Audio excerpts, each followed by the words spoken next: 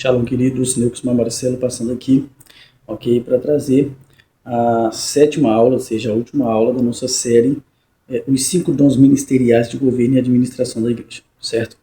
Então, essa é a última aula dessa série, é um resumo de tudo que nós estudamos durante a nossa série de aulas a respeito deste assunto, e aqui já fica a minha recomendação, ok? Se você tem interesse em aprofundar nesse assunto, ok? Aqui você vai encontrar aqui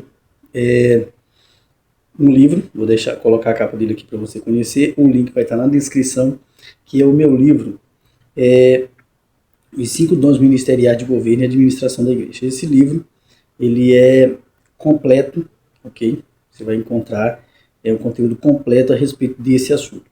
Aqui, a nossa série aqui de aulas a respeito desse assunto é basicamente uma introdução falando sobre cada ministério, falando sobre esses assuntos, para você ter uma noção básica a respeito. Mas o livro traz um conteúdo completo, ok? Lá também vai falar sobre administração e etc. da igreja, dentro desse contexto apostólico. Para finalizar a nossa série, fechar a nossa série, essa aula aqui, como eu já mencionei, que é um resumo a respeito dos 5 dons ministeriais de governo e administração da igreja, mencionado em Efésios, diz Efésios capítulo 4, versículo 11, que diz: Ele mesmo concedeu uns para apóstolos, outros para profetas, outros para evangelistas e outros para mestres. O pastor Aloysio Silva, presidente da igreja Videira da Vinha, ele vai dizer o seguinte, ele vai comentar esse versículo, ok, de Efésios capítulo 4, versículo 11, da seguinte forma: para que temos apóstolos na igreja? Aí ele responde: para o treinamento dos santos. Treinar os santos para quê? Ele vai dizer o seguinte: para fazer o serviço apostólico. E assim ele vai falar em todos esses ministérios, certo? Ele fala: para que temos profetas na igreja?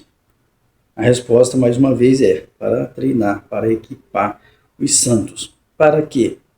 Para fazer o que os profetas fazem, profetiza. Para que temos evangelistas na igreja? A resposta não pode ser outra, para treinar os santos. Aí ele vai dizer o seguinte: treinar os santos para fazer o quê? Para evangelizar, obviamente. E nós pensamos que o evangelista, aqui no singular, o evangelista, era aquele que iria ganhar a cidade inteira sozinho. Mas não é essa a ideia. A ideia é o quê? Treinar os santos, preparar os irmãos para quê? Para ganhar a cidade, para ganhar o bairro, para ganhar a cidade, para ganhar o país e ganhar o mundo, ok? Pois a ordenância bíblica é o quê? Ide por todo o mundo e pregue o evangelho. Faça discípulo de todas as nações, ok? E uma pessoa só não vai fazer isso. Mas ele diz o seguinte: para que temos pastores na igreja? A resposta de Paulo é para treinar os santos. E treiná-los para quê? Para fazer o trabalho de apacentamento. Ele continua dizendo: e finalmente para que temos mestres na igreja. Obviamente, é para ensinar.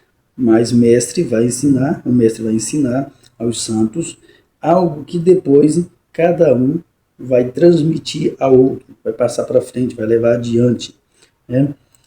Na vida da igreja. Nós instruímos uns aos outros. Aloysio Silva, 2019.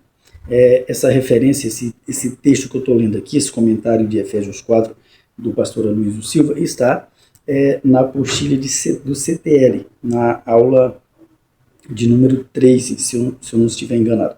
Acho que é na aula de número 3, exatamente, onde fala sobre a obra de cada um. Página 21 do livro da apostila.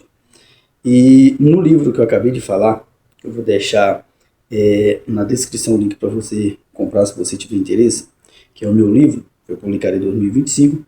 E nele eu vou dizer o seguinte: você descobrirá que os dons ministeriais são mais do que simples funções a serem desempenhadas.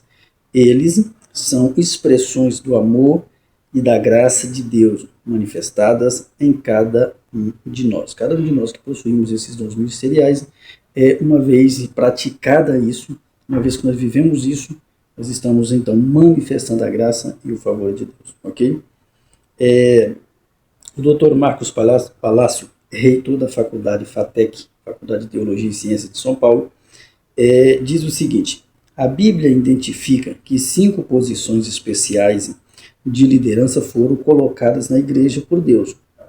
Aí ele vai falar sobre Efésios 4, ele diz, abre aspas, e ele mesmo concedeu uns para apóstolos, outros para profetas, outros para evangelistas e outros para pastores e mestres, fecha aspas, Efésios 4, 11.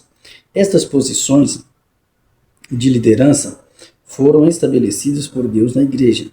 Elas envolvem um chamado especial de Deus, dons especiais.